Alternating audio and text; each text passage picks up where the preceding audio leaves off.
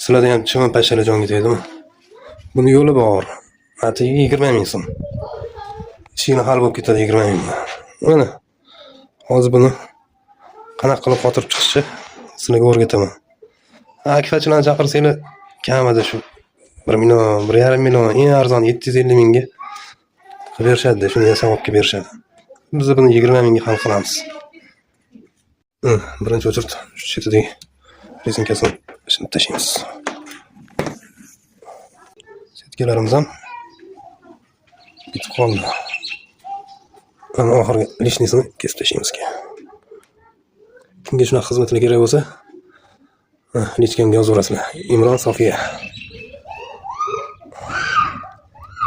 Arzon pulga ishingni hal bo'lib ketadi.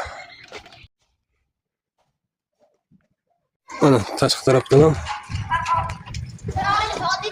shotki.